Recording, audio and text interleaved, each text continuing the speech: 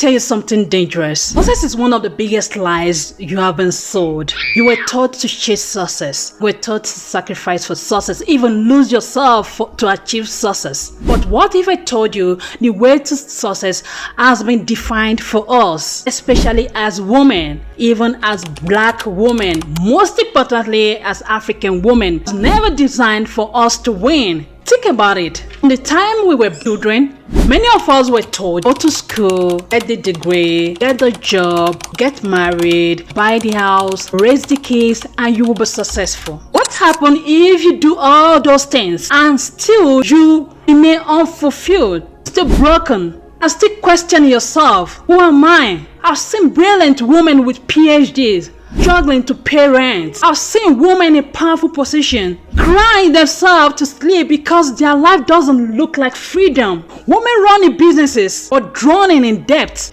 and exhaustion, and the world still dares to call that success. Here's the truth: success isn't a checklist. It is not about comparison. It is not about fitting into a box that society drew for you. Real success is alignment. Alignment with your purpose, with your value, with your power on earth. You are not just surviving on title. People call you doctor, people call you different title.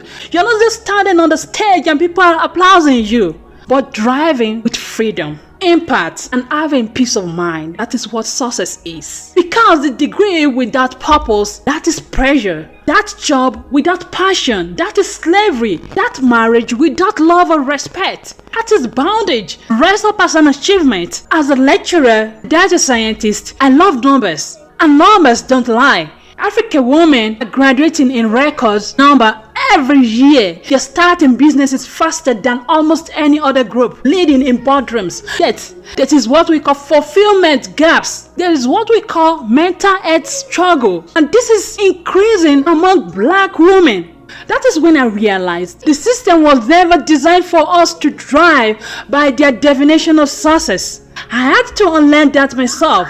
Chased the academic path. I had my PhD, I worked hard, ticked all boxes. Inside, I felt empty until I stopped asking, am I successful? And start asking myself, am I fulfilled? Am I free? Am I walking in power?